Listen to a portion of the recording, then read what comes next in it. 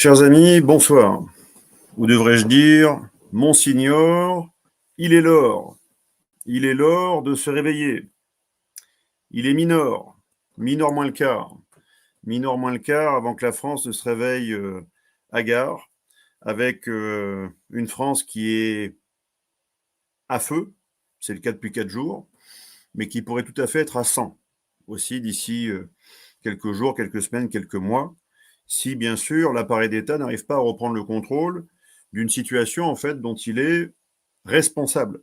Parce que n'oubliez pas, chers amis, que la situation que nous vivons actuellement est de la responsabilité d'une succession d'hommes et de femmes politiques qui, depuis au moins 50 ans, nous ont conduits au désastre actuel.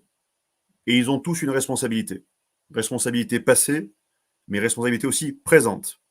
Ne dédouanez pas toutes ces personnes de leur responsabilité actuelle, qu'ils aient été au pouvoir ou dans l'opposition. Ils sont tous en fait les agents conscients ou inconscients d'un système qui est en train de mener la France et son peuple à sa perdition. Donc ça, c'était ce que je souhaitais vous dire. Je vais vous faire un rappel, chers amis. C'est la minute Calimero. Je suis à mon 219e jour de prison aujourd'hui. Donc je vous envoie cette vidéo à partir de ma détention, ma prison domiciliaire, 219 jours, d'une durée qui peut aller jusqu'à 242 jours. Donc il me reste 23 jours de prison, de détention provisoire, par rapport à ce pourquoi je suis poursuivi depuis maintenant 7 mois, et sans nouveaux indices graves et concordants. Pourquoi je vous dis ça en introduction, et ça n'a pas de rapport avec le sujet, quoique, c'est que je suis en parfaite santé. Je suis en parfaite santé mentale, parfaite santé morale et physique. Je sors d'un entraînement cet après-midi, de musculation, de boxe, de corde à sauter. Donc je ne suis pas cardiaque, que ce soit dit, et que ce soit enregistré ce soir. Parce que la situation sent très mauvais. Et quand une situation sent mauvais, que fait le système pour aussi anticiper sur une possible chute de son propre pouvoir? Il va aussi resserrer les taux sur sa population et continuer ou augmenter la persécution sur les opposants, et pourquoi pas en aller vers des méthodes beaucoup plus dures, voire sanglantes. Il y a des morts récemment qui nous ont interrogés. Alors, je ne veux pas mettre ça sur le dos de tous les décès que j'ai pu observer, même certaines figures connues, mais je tenais à rendre un hommage ce soir au docteur Olivier Soulier, qui nous a quittés il y a quelques jours, et pour lequel, Olivier Soulier qui a subi un arrêt cardiaque, et pour lequel sa famille a demandé une autopsie. Donc, nous sommes de tout cœur avec eux, et nous souhaitons lui apporter donc cette salutation et cet hommage pour cette personne qui s'est aussi battue à nos côtés pendant plus de 3 ans pour essayer de faire émerger une vérité qui était cachée par le pouvoir. Voilà ce que je comptais vous dire pour démarrer. C'est peut-être ce soir ma dernière vidéo, je ne sais pas. Je ne suis pas là pour alerter ou faire pleurer dans les chaumières, mais comme je vous le dis, à une situation qui est en train de basculer vers autre chose, un pouvoir pris à la gorge peut prendre des mesures parfois qui sont parfois difficilement légales et parfaitement illégitimes, mais peuvent aussi être parfaitement illégales un jour. On ne sait pas de quoi sont capables les hommes et les femmes de pouvoir quand ils seront sur le point de perdre ce pouvoir. Parce que beaucoup pensent qu'ils ont mis en place cette situation pour justement accroître encore plus leur pouvoir, mais c'est en fait une situation qui va leur permettre de souscrire à une illusion d'un pouvoir supérieur s'ils passent en état d'urgence, et nous allons en discuter, mais cet état d'urgence peut-être n'est qu'une illusion. Parce que comme je l'ai rappelé dans d'autres vidéos, l'état d'urgence est un régime possible tout d'abord et souhaitable, tout d'abord s'il est appliqué strictement aux zones de non-droit, et pas à tous les Français qui n'ont pas demandé ça. C'est-à-dire que ce n'est pas aux Français à subir l'état d'urgence qui serait peut-être décrété demain si en fait les forces régaliennes n'arrivaient pas à reprendre le contrôle donc de la situation sur le territoire français. C'est aux 750 zones de non-droit et aux 1000 zones de non-droit peut-être aujourd'hui. C'est là où il faut déployer l'état d'urgence et pas ailleurs. C'est pas aux Français à trinquer là-dessus. Que ce soit dit. Actuellement, beaucoup de zones de non-droit ressemblent plus en fait à des forteresses, à des katibas. Katibas depuis lesquelles, ou forteresses depuis lesquelles, il y a des bandes organisées qui envoient des raids, et devrions-nous dire des razzias. Des razzias donc sur tout l'appareil productif français. Appareil productif qui appartient à des grands groupes, mais parfois aussi à des petits entrepreneurs qui sont en train de tout perdre.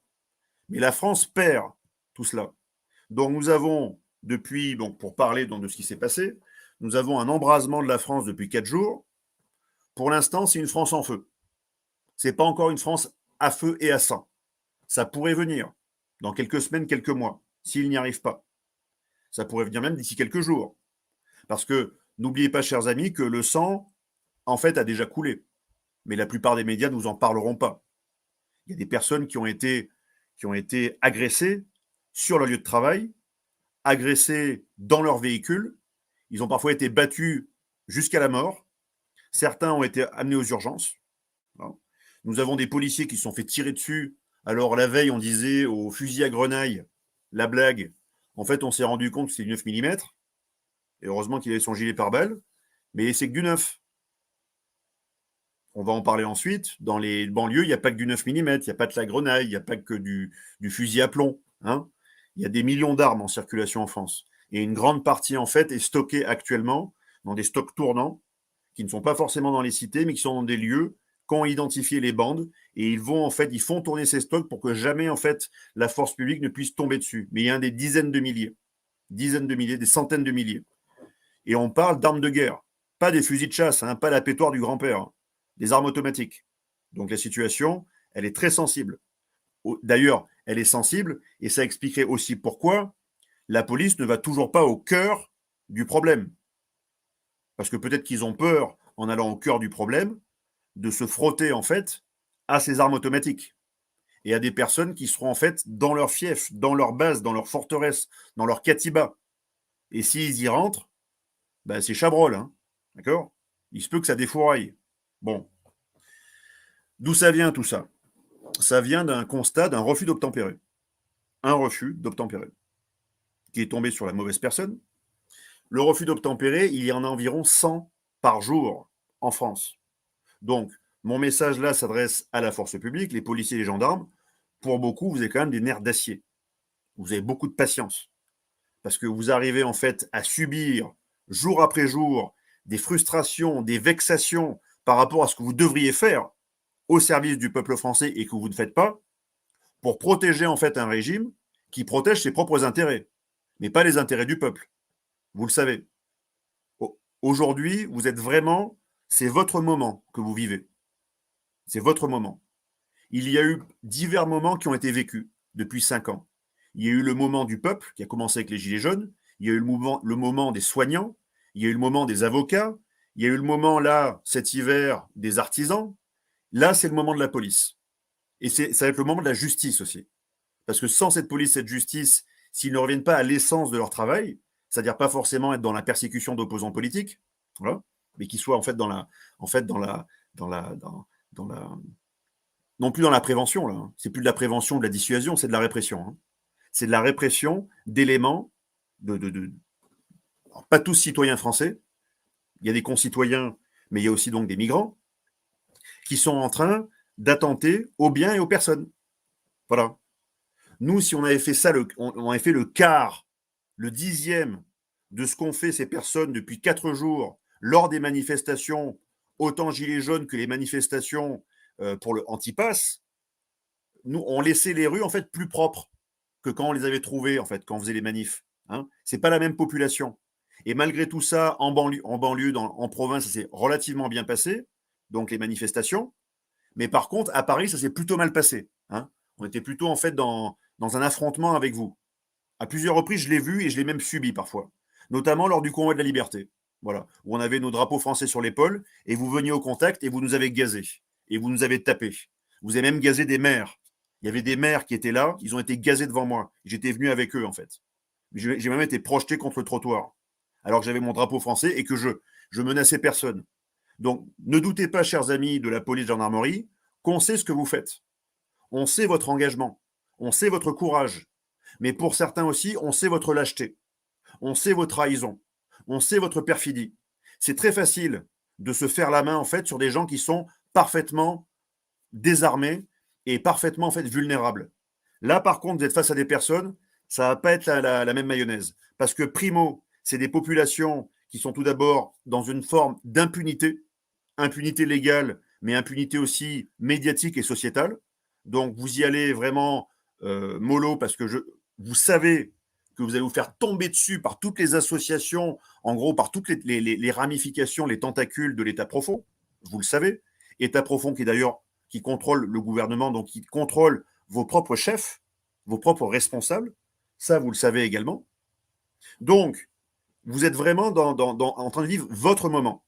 Bien sûr que la population française attend que vous repreniez le contrôle. Mais les représentants politiques vont-ils vous laisser les moyens de reprendre le contrôle? Comme peut-être vous aimeriez le faire. Comme peut-être ce que les Français aimeraient que vous fassiez. Là, si vous ne le faites pas, cette reprise de contrôle, dans les jours, les semaines qui suivent, les Français ne vous le pardonneront pas. C'est très simple. Ils ne vous le pardonneront pas. Parce qu'en fait, vous êtes en train de nous emmerder toute la journée en effectuant des missions qui sont parfaitement légales et légitimes, contrôle routier, différentes choses, et vous emmerdez les Français. Par contre, là, on est dans le dur. Là, on est dans l'atteinte aux intérêts fondamentaux. Là. Les intérêts vitaux de la France, on y est là. Donc c'est là qu'on attend notre police. C'est là qu'on vous attend. Le peuple. Le peuple. Pas l'appareil d'État. C'est pas pareil. L'appareil d'État, ils ont besoin de vous pour se protéger. Hein, et pour profiter de ce système.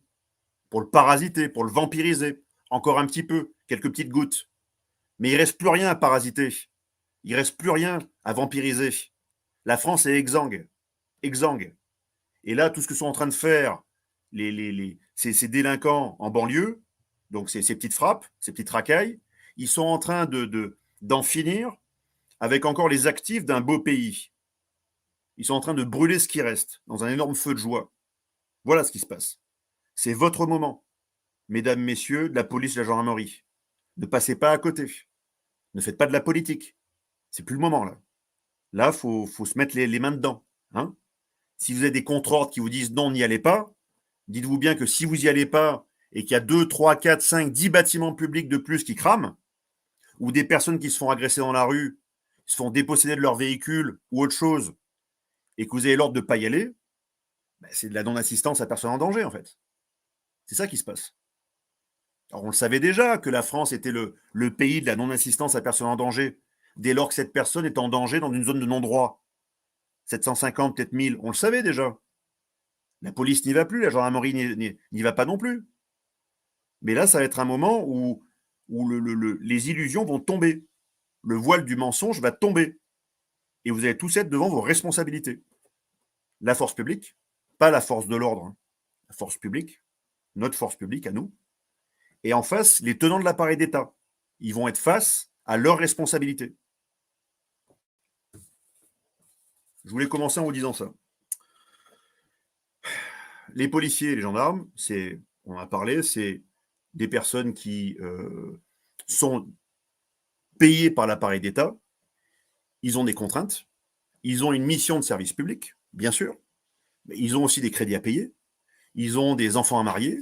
Ils ont des points de retraite pour lesquels ils ont cotisé et veulent partir à la retraite. C'est des gens comme vous et moi, hein, qui portent un uniforme et qui, parce qu'ils portent cet uniforme, déjà sont des cibles, primo.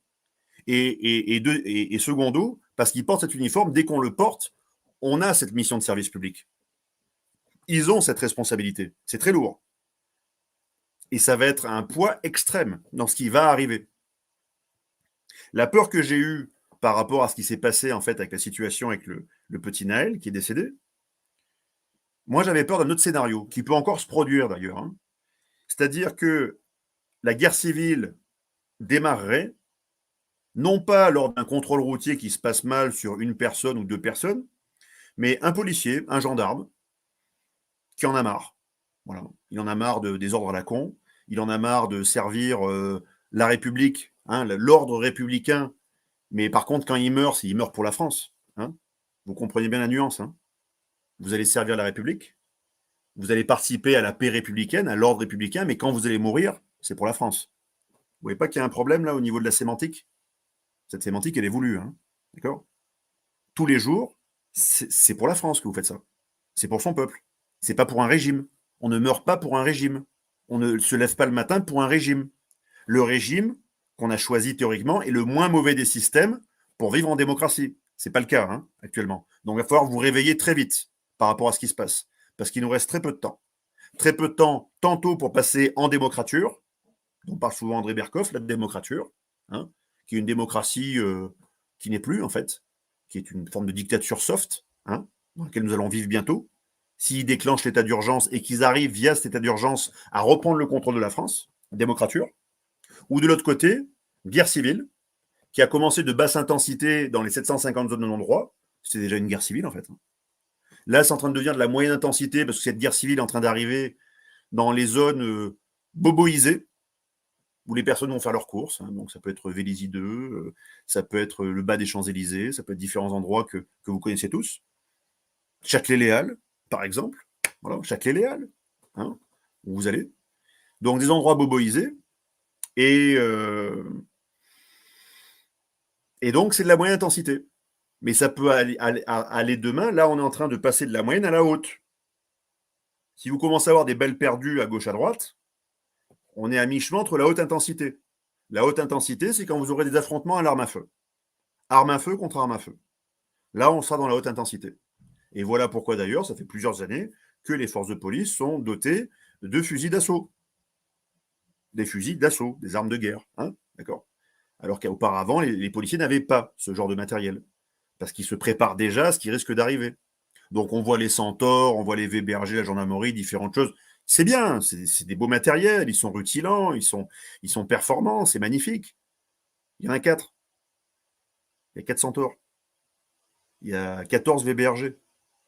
Donc, d'ailleurs, les VBRG du plateau de Satory sont censés servir en fait de force de réserve pour la région parisienne.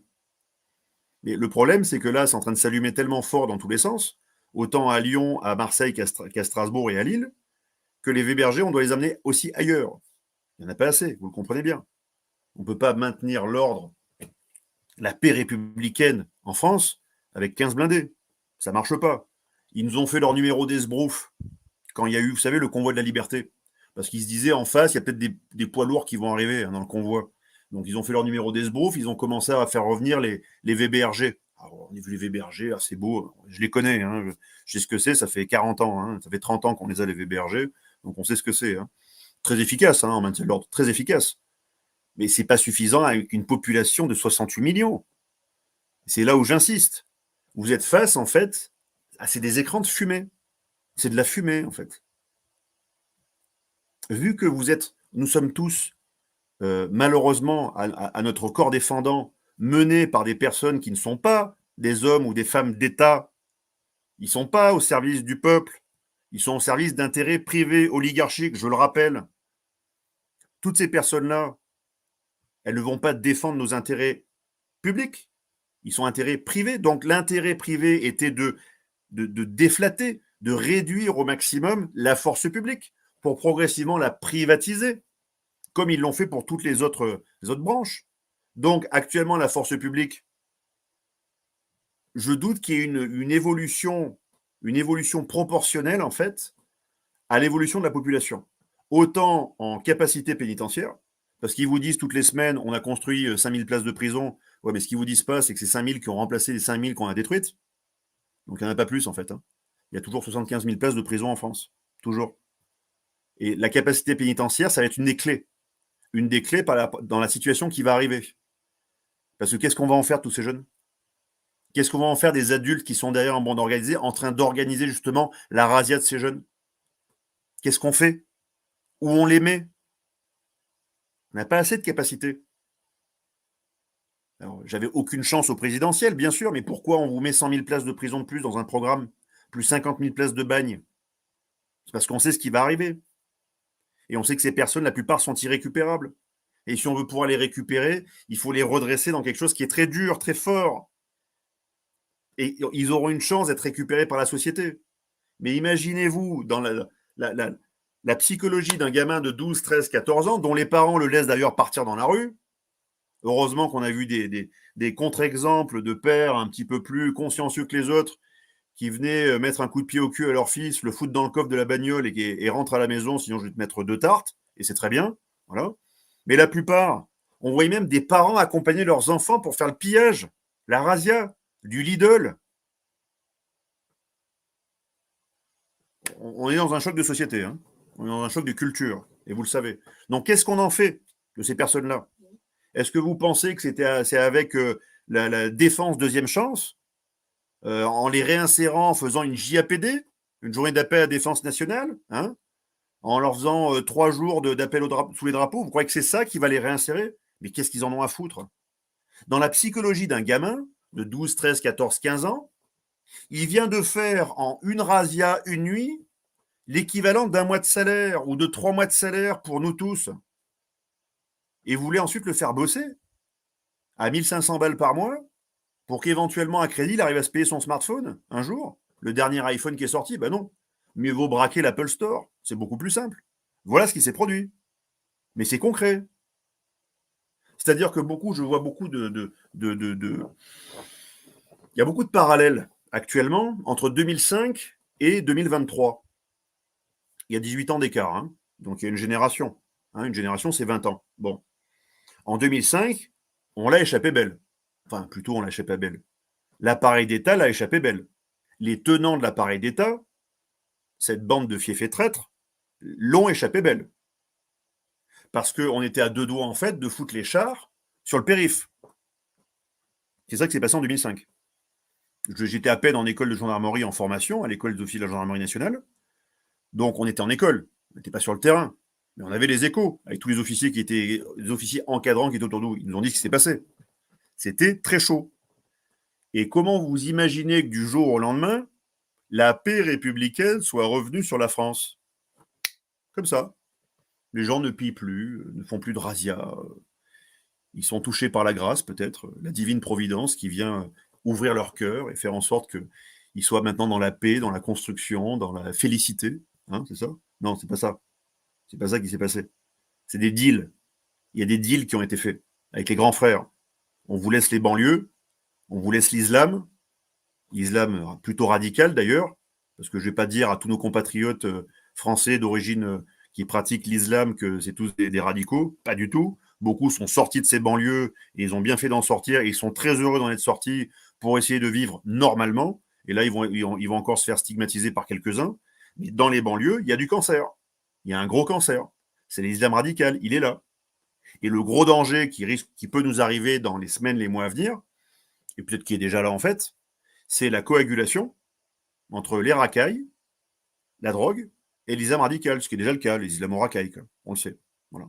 Mais le deal qui a eu lieu en 2005, c'est on vous laisse les banlieues, on ne viendra pas vous emmerder, ou juste on fera des petits prélèvements de temps en temps pour faire croire au bon peuple français qu'on est dans une forme de répression quand même. Hein. On est des méchants, hein. On va castagner quand même. Hein. Mais non, en fait, c'est juste des prélèvements symboliques pour faire croire, pour mentir en fait aux Français. Et on vous laisse la cam. Ça fait 18 ans. 18 ans. Ça fait 18 ans que ces banlieues prospèrent, avec bien sûr des règlements de compte, différentes choses, mais ça fait 18 ans que ça crée une économie parallèle très puissante. Donc, maintenant, il y a des bonnes âmes qui aimeraient bien se rassurer en se disant « Mais vous inquiétez pas, on va revenir comme en 2005, on va refaire un deal, la même chose. On va leur dire « Vous inquiétez pas, on vous laisse la cam, l'islam, tout va bien. » Et puis, on en reparle dans 20 ans. Hein. Comme ça, moi, pendant ces 20 ans-là, moi député, moi sénateur, moi haut fonctionnaire, moi traître, en fait, de la nation, je vais faire en sorte que le peuple français ne voit pas ce qui se passe. On va mettre, en fait, un joli tapis sur un beau tas de merde et vous verrez pas ce qui se passe, en fait. Mais ça va nous péter la gueule. C'est en train de nous péter la gueule, en fait. Voilà ce qui se passe. C'est pas faute de vous avoir averti. C'est pas faute d'en avoir parlé. C'est même pas faute de l'avoir écrit. Voilà. Avoir écrit. Allez, je me calme. Donc, le deal qui a été fait en 2005, j'ai de sérieux doutes qu'il se fasse encore en 2023. Pourquoi? Parce que les banlieues croulent sous le fric. Voilà. Elles croulent sous le fric. Depuis le mandat Macron, le premier mandat Macron, la drogue ne s'est jamais aussi bien portée. Voilà. Il n'y a jamais eu autant de drogue en circulation en France. Et pourquoi? C'est Gérard Fauré qui pourrait en parler. Ils carburent tous à ça. Ils carburent tous à ça. Au plus haut niveau de l'État. Au plus haut niveau de l'État. Et c'est normal qu'ils carburent à ça, vu qu'ils sont dans le mensonge permanent, la dissimulation permanente. Ils ne peuvent pas tenir leur mensonge. Il faut qu'ils puissent trouver une évasion, quelque chose. Sinon, leur psyché s'effondrerait. Tellement ils sont en contradiction fondamentale avec ce pourquoi ils sont payés, ce pourquoi ils sont désignés, ce pourquoi ils sont élus. Donc vous croyez que les gangsters en col blanc, bourrés de cam, et dont les enfants d'ailleurs ont l'application Uber Sheets pour se faire livrer son shit ou sa cam dans les belles rues de Paris, vous croyez que ces gangsters en col blanc et toute cette haute bourgeoisie totalement camée, totalement déracinée, elle est en fait, elle va remettre l'ordre républicain dans les endroits qui leur sont nécessaires en fait pour vivre et pour maintenir leur vie, pour maintenir leurs mensonges et pour maintenir aussi la peur qui est nécessaire pour permettre en fait au bon peuple d'imaginer en fait que heureusement qu'on a ces hommes et ces femmes d'État, heureusement, parce que grâce à eux, les banlieues sont sous contrôle. On a même remis la paix républicaine, mais il n'y a que dalle. Vous ne pouvez pas mentir ad vitam. Vous ne pouvez pas. Un jour, ça se retourne contre nous. Et là, nous y sommes. C'est en train de se retourner. Le système est à bout de souffle. La France est exsangue. Les Français en ont marre. Même les policiers en ont marre. Les gendarmes en ont marre. Tout le monde en a marre. Tout le monde. Et tout le monde en a marre de quelques cloportes qui nous donnent des ordres qui sont totalement hors sol. Alors moi, j'y suis plus. J'en suis sorti, notamment pour ça. Parce que c'est des cloportes qui donnent des ordres hors sol. Même s'ils peuvent être brillants, tout ce qui est une chose, mais le sens de l'État, c'est pas d'avoir du sens de l'État qu'on vous demande, c'est le sens de l'État au service du peuple. Bordel. C'est ça qu'on vous demande. Pas autre chose. Pas autre chose. C'est juste le sens de l'État. Déjà, il y a un truc qui va pas. Ça commence à être dévoyé. Combien de temps ça va tenir, cette histoire? Imaginez que depuis 4 jours, on a eu la bagatelle de 3500 interpellations en France. Alors, dites-vous bien que c'est pas tout le monde qui a été interpellé. C'est pas tout le monde du tout. Je pense qu'on est sur un rapport de 1 à 10. Pour 9 qui s'en vont, il y en a un qui est interpellé. Donc c'est peut-être des masses de 30 à 40 000 personnes, 50 000 personnes, 50 000 jeunes délinquants qui sont en train de réaliser des razzias depuis 4 jours en France. 30, 40, 50 000. Et on a interpellé 3 500. D'ailleurs, si je parle du moment de la police et du moment de la justice, c'est ces 3 500 qu'on a interpellés. Dans quelques jours, ils seront où? La plupart, ils seront pas comme moi. Ils n'auront pas un bracelet à la cheville, comme j'ai là. Ils seront en liberté. Okay, avec un petit rappel à la loi. C'est pas bien de casser le centre des finances publiques. C'est pas bien de mettre le feu à une concession automobile. C'est pas bien. Faut pas le faire. Attention. Tu comprends qu'il faut pas le faire. Prochain coup, on te récupère, on refait la même chose. Et tu auras 18 rappels à la loi. Tandis que les autres opposants politiques, un peu plus sérieux, un peu plus crédibles, on les fout en tôle, direct. J'ai jamais cramé un bâtiment de ma vie. J'ai jamais agressé quelqu'un dans la rue de ma vie. Jamais. Jamais. Bref. Donc 3 500. Ils sont peut-être 30, 40, 50 000. Il s'agit des jeunes. Il s'agit de la population qui a une impunité légale, une impunité sociétale. Avec toutes les associations derrière qui sont là en fait pour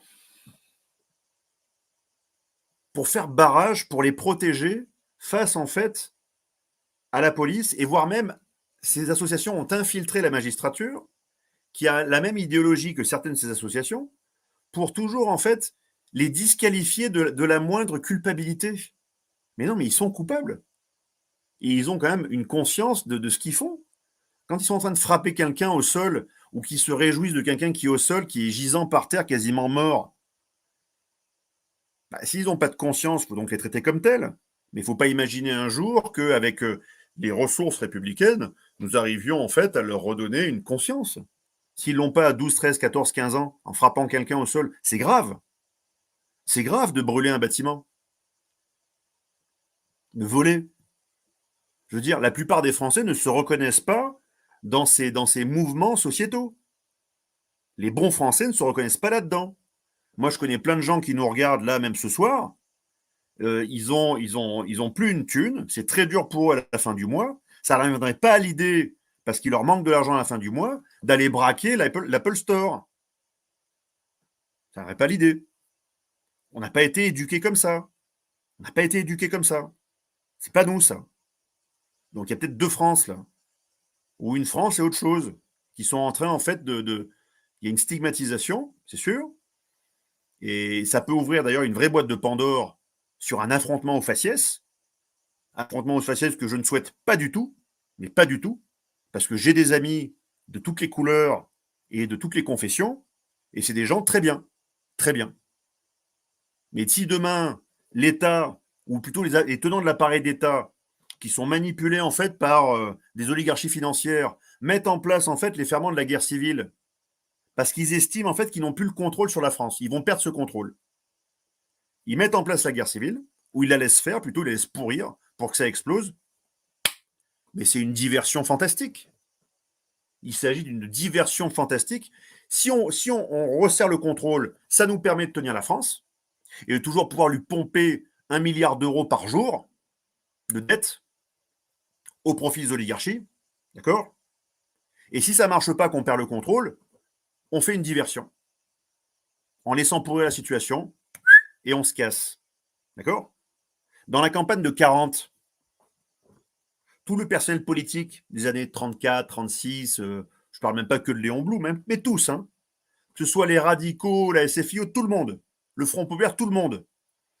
Vous les avez vus après en 40 ce qu'ils ont fait quand la France a été battue par les nazis? Ben, ils ont laissé le pouvoir. Puis ils sont partis, ils se sont cassés. Ils se sont barrés. Et ils ont laissé le maréchal. Allez, démerde-toi. Hein. On te laisse les clés.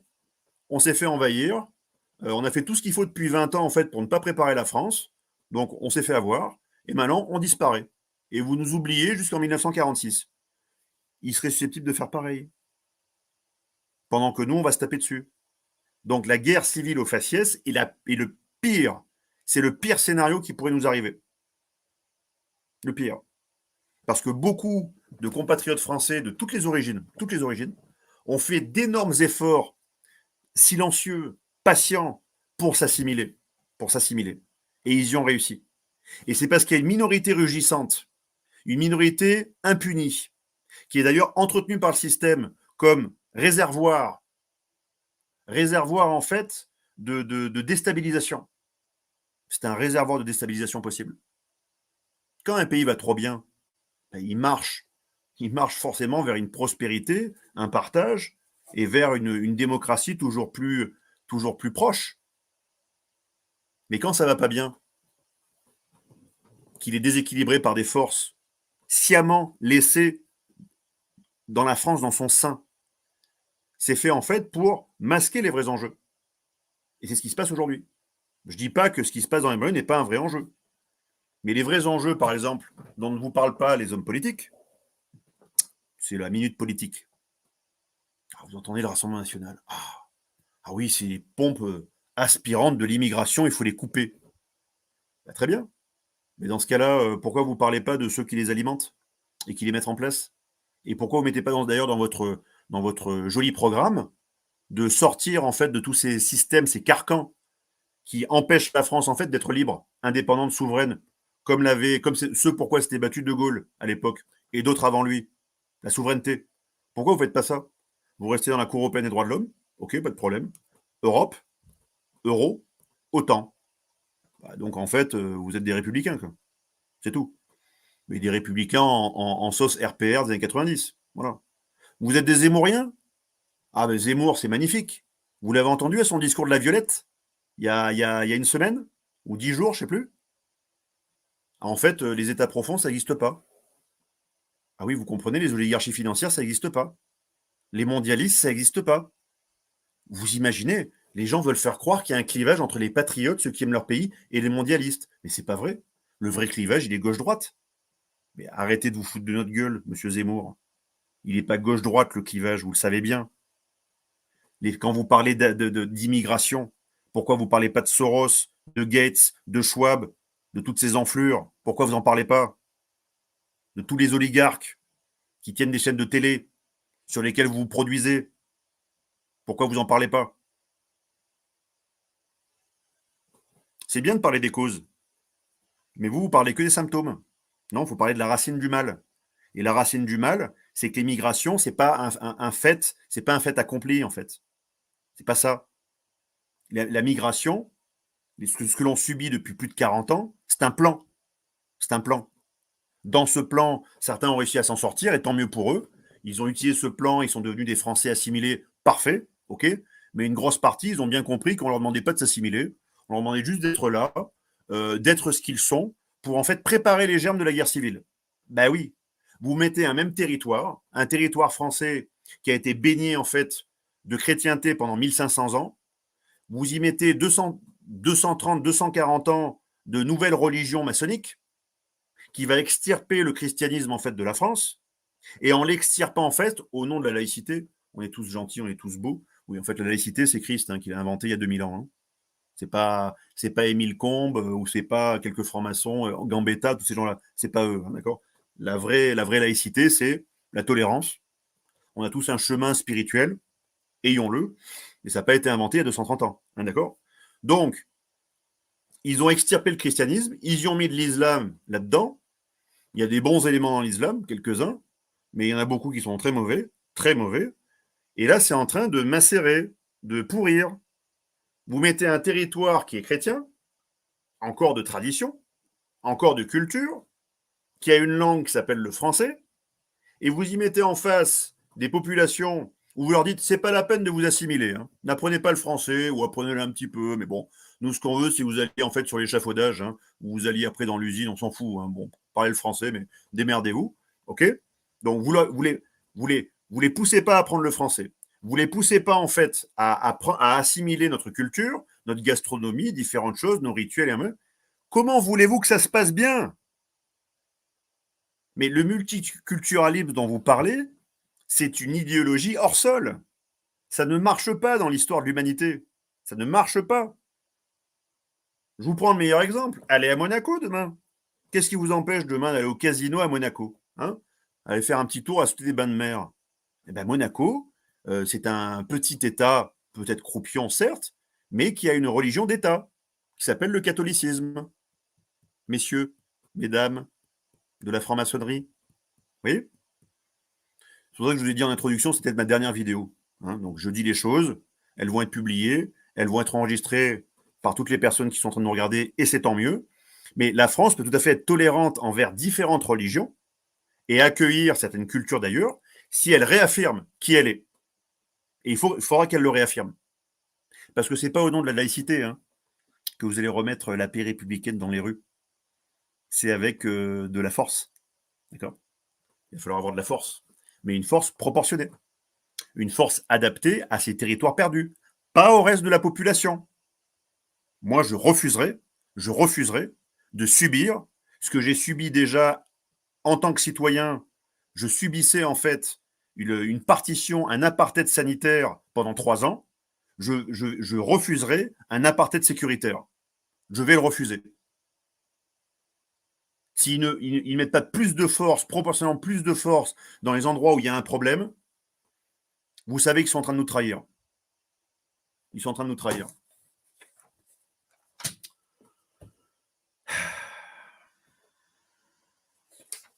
Qu'est-ce que je voulais vous dire?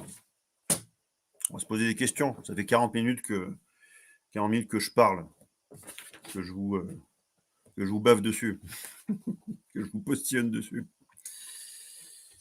Il y a plein de questions qui se posent actuellement. Donc, on va essayer d'y répondre.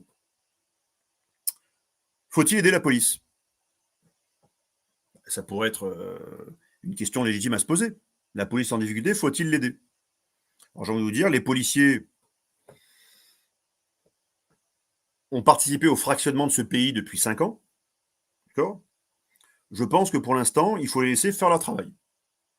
Il faut les laisser aller jusqu'au bout de leur mission, au bout de leur engagement, au bout de leur contrat, voilà, au bout de leur servitude et grandeur, non pas militaire, mais servitude et grandeur policière.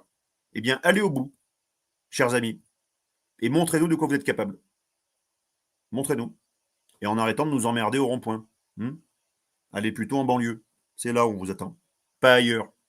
Pas ailleurs. Faut-il s'interposer? Je pense que non.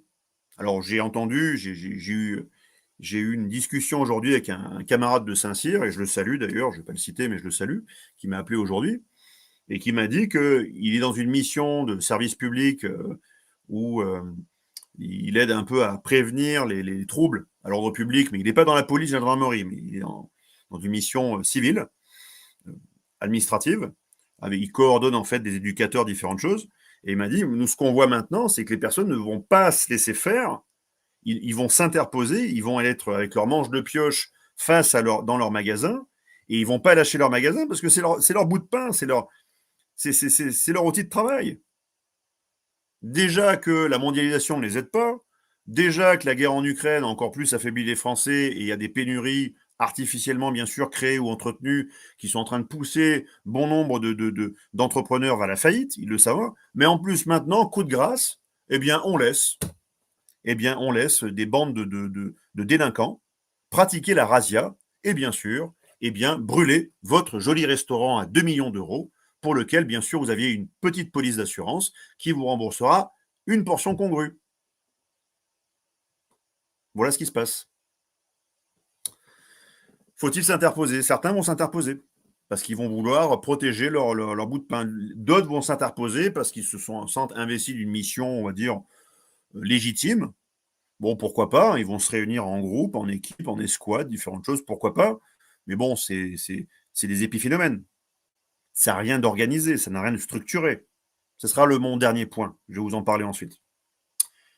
Faut-il attendre? Alors, pour ceux qui voudraient s'interposer, dites-vous bien que la France, c'est un pays, enfin plutôt la République, pas la France. La France aimait les héros, aimait les héroïnes, d'accord? La République n'aime pas les héros, hein. Enfin, si, elle aime les héros qui courent après les gens qui poignardent des gens à Annecy. Alors, elle aime bien ce genre de héros. Bon, ce héros, il aurait pu demander, par exemple, à Macron, au lieu de vouloir assister à l'ouverture de Notre-Dame, il aurait pu lui demander où en était l'enquête. Hein? L'enquête. Tu sais, Notre-Dame. Tu sais ce qui a brûlé, là? Hein? J'interpelle en même temps tous les pompiers, tous ceux qui ont travaillé dans les pompiers, les BSPP, marins pompiers, les gens qui connaissent les feux. Hein? C'est quand que vous ouvrez votre gueule? C'est quand vous allez l'ouvrir par rapport à un incendie, vous voyez de la fumée qui est à base de termites. C'est quand que vous l'ouvrez? Vous savez que c'est criminel. Donc on a eu un crime sous notre nez depuis maintenant quasiment 5 ans, 4 ans, et pour vous c'est normal? Oh. Donc faut-il s'interposer? Non. Parce que si vous interposez et que vous êtes cueilli par la patrouille, parce que vous interposez, et qu'un magistrat ou une magistrate derrière estime que vous n'aviez pas en droit de faire ça, vous n'étiez pas légitime pour faire ça. Vous croyez vraiment qu'ils vont vous mettre une petite claque sur l'épaule en disant bravo, bien joué, t'as sauvé quelqu'un? Si vous vous mettez à tabasser quelqu'un pour protéger votre boutique, mais vous allez partir en garde à vue. Vous allez partir peut-être comme moi en préventive. Voilà. Il faut émasculer au maximum les Français, ceux qui ont encore des couilles. Voilà, hommes ou femmes hein, d'ailleurs, hein, parce qu'il y a des femmes qui ont autant de couilles que des hommes. Hein, d'accord. Il faut les émasculer. Voilà. Donc ne vous interposez pas, laissez faire, à mon sens. Conseil. Faut-il attendre? Alors beaucoup le disent, et d'ailleurs c'est un peu mon parti. Il faut attendre, il faut observer, et surtout laisser en fait la République dans ses propres contradictions. Voilà. Ils nous serinent, ils nous baladent toute la journée avec leur novlangue de merde à nous dire mais c'est magnifique, le vivre ensemble, le wokisme, changeons de sexe, parlons plusieurs langues sur le même territoire, pratiquons le maximum de religions, c'est beau. Mais non, ça marche pas. Ça marche pas. Ça marche pas. On n'est pas qu'une république, on est une nation, on est une civilisation, donc il y a des strates civilisationnelles. La strate cultuelle, le culte, qui devient ensuite une strate culturelle, linguistique, et puis ensuite artistique, philosophique, intellectuelle, pratique, différentes choses. Toutes ces strates qui structurent en fait la France. Voilà. C'est profond en fait.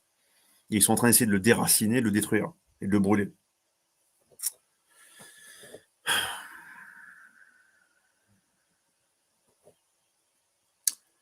Faut-il s'organiser? Faut-il s'organiser? Eh bien pourquoi pas? Pourquoi pas? Nous allons y réfléchir. Vous savez les problèmes que j'ai pu subir depuis maintenant 8 mois avec mon interpellation, mon incarcération parce que je savais Et je l'ai dit d'ailleurs à la justice, à la magistrate, hein, je lui ai dit, et les procureurs sont au courant, ils savent pourquoi ils font ça, ils savent quels ordres ils suivent, on le sait, on le sait. Voilà. Donc j'ai fait tout ça parce qu'il y avait un agenda mondialiste, vous le savez. Voilà, il arrive, il arrive. Donc là, l'agenda mondialiste, il a besoin de la déstabilisation. Il a besoin de la colère, il a besoin de la peur. La colère et la peur, c'est de l'émotion, c'est un carburant. C'est un carburant très puissant qui alimente un corps social, un corps sociétal, et qui peut lui faire n'importe quoi. Si c'est que cette colère, cette peur est manipulée en fait de façon en fait vicieuse, ça va nous amener vers toujours moins de liberté, toujours plus de contrôle et toujours moins de démocratie. Voilà. Donc en face, nous avons plutôt ce genre de personnel. Nous n'avons pas des gens vertueux, éclairés, qui sont là éventuellement pour vous manipuler gentiment, comme on le fait avec les enfants par exemple, mais pour vous amener vers une voie vertueuse, une voie d'émancipation, d'épanouissement, de liberté. Voilà. Ils ne sont pas là pour ça. Ces gens-là ne sont pas au pouvoir, bien entendu. Voilà. Donc faut-il s'organiser? Je le pense. Nous allons y réfléchir durant cette semaine avec l'association. Vous savez que France Comité de Salut du Peuple n'est pas là que pour faire de la spéculation fétide, de la bave fétide par vidéo interposée, on n'est pas là que pour ça. On a plus de 115 comités en France, on a 1700 membres actifs, donc des gens qui sont engagés dans un processus dynamique, démocratique, permanent, de vote, d'organisation et de partage de ressources, de partage d'idées. Donc vraiment un fait collectif et un fait citoyen partout en France. Partout en France. Voilà. On a des membres aussi honoraires, donc on a les membres actifs qui participent vraiment au projet concret. On a les membres honoraires qui sont là pour éventuellement bénéficier des ressources de l'association quand demain nous allons en fait déployer des épiceries solidaires, des exploitations agricoles solidaires, différentes choses. Mais ils peuvent aussi demain, l'idée c'était aussi qu'ils bénéficient en tant que membres de l'association du franc libre. Bon bah là c'est suspendu, on essaie de le régulariser. Coucou la Banque de France, personne ne répond. Hein. On a envoyé un courrier recommandé il y a 2 mois avec un dossier complet, personne ne répond. Hein, la Banque de France. Alors que la Banque de France ont été les premiers au bout d'un mois à faire un signalement au procureur qui m'a foutu en prison après. D'accord? Donc là, quand on régularise le dossier, on aimerait bien qu'il y ait quelqu'un en face qui réponde. Bande de tartuffes. Bref. Donc, des ressources qui peuvent être mises à disposition des membres honoraires également. Donc, nous allons réfléchir sur la semaine qui arrive, et ça tombe bien parce que vu que je suis en prison, j'ai le temps de réfléchir, j'ai le temps d'organiser, j'ai le temps de passer des coups de fil, pour faire en sorte que l'association, portée par l'association, nous déployons un service de sécurité civile, ou plutôt de vigie, de vigilance, qui va en fait déterminer où il y a des personnes qui lèvent le doigt en disant ben, moi je me sens pas bien, je suis isolé, j'ai peur, et j'aimerais bien qu'une personne soit dans les rues à patrouiller dans le secteur et à me dire en temps réel ce qui se passe. Si par exemple il y a une meute qui est à tel endroit, qui est en train de foutre le feu, que je le sache. Et pas forcément juste par la télévision, par le CNews ou par le BFM-VC le lendemain, pour le savoir en temps réel. Donc on va réfléchir à un système léger, un système citoyen, pas bénévole, parce que c'est pas, on peut pas appeler chaque fois des bénévoles à ce qui patrouillent toute la journée avec une bagnole, des vidéos, des caméras pour pouvoir aussi filmer ce qui va se passer et informer en chaîne d'alerte tous les membres qui auront levé le doigt en disant je veux être informé en chaîne d'alerte de ce qui se passe.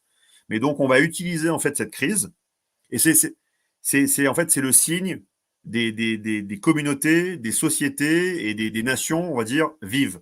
Elles utilisent les crises à meilleur escient pour s'adapter à autre chose. Bon, ben là, on a une crise, les personnes ont peur, les personnes se sentent seules. Eh bien, forcément, oui, parce que vous avez été atomisé par tout un système ultra-matérialiste moderne qui était fait pour faire de vous de petits consommateurs avant de faire de vous de petits objets bons à mettre dans la benne à recyclage. Voilà, c'est ce qui se passe. Quelque chose qui n'a rien d'humain, qui n'a rien de divin. Hein, c'est un plan satanique, hein, tout ça. Donc, nous, ce qu'on va faire, c'est qu'on va proposer un service qui va être notamment articulé autour des comités existants en France, mais aussi qui vont permettre de booster aussi l'existence de comités qui sont encore embryonnaires.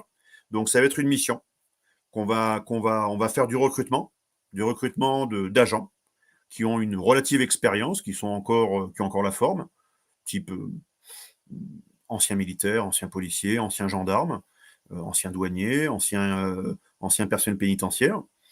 Et on va donc les engager. On va réfléchir à les engager pour qu'ils puissent en fait avoir à louer un secteur sur lequel ils seront en fait ils seront engagés dans les patrouilles critiques, les patrouilles sensibles, et c'est forcément, et vous le savez, les patrouilles de nuit. Parce que c'est la nuit que ça se passe, c'est pas le jour. Voilà, principalement. Et ça permettra donc de commencer à, on va dire,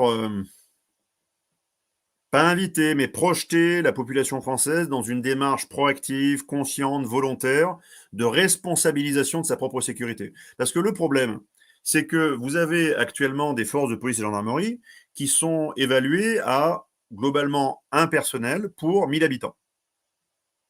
C'est le tarif. Un personnel pour 1000 habitants.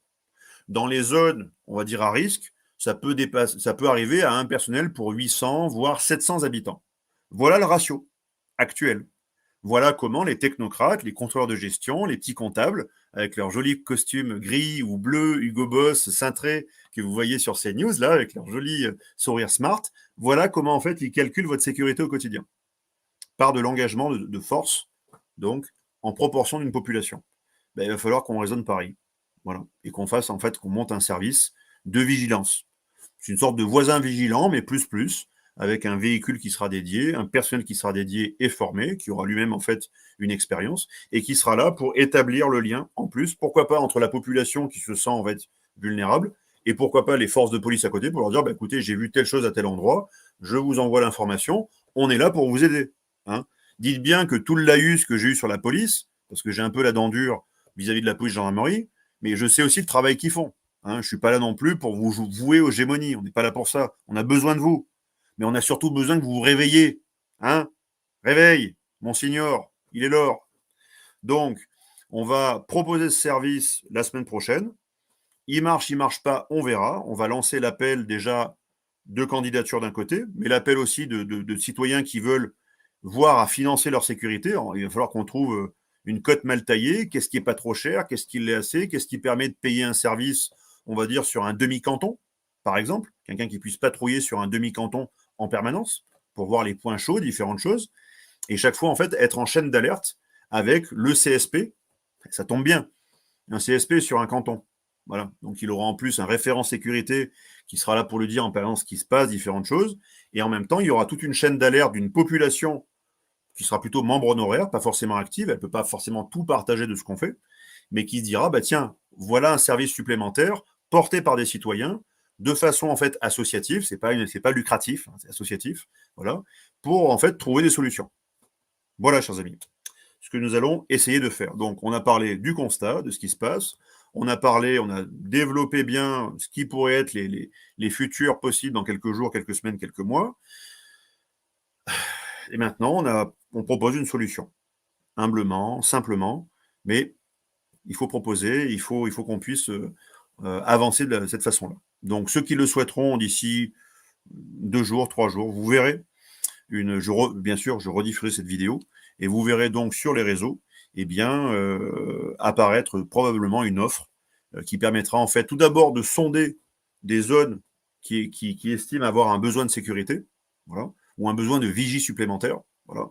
Et à partir de là, eh bien, nous déploierons en fait une offre pour ensuite recruter du personnel qui sera recruté par l'association, donc recruté de façon parfaitement légale, avec contrat, salaire, charge sociale, tout ce qui va bien, le véhicule qui va bien aussi, qui sera le véhicule du CSP local, mais qui sera un véhicule donc d'intervention. Et ensuite, eh bien, nous aurons donc peut-être d'ici le 1er septembre. Alors, il faut, je pense, 2 mois hein, pour monter un service pareil, ou au moins 1 mois, voire 45 jours. Peut-être qu'au 1er septembre, nous aurons des patrouilles de vigilants, de citoyens, de CSP, qui seront payés par l'association et qui seront là en intermédiation entre les forces de la force publique et la population, et qui pourront servir de chaîne d'alerte, mais aussi comment dire, de témoignage et d'observation et d'enregistrement des faits de ce qui se passe sur la voie publique. Voilà. Et pourquoi pas aider en fait la force publique si elle se trouve démunie ou si elle se trouve en fait déstabilisée par endroits.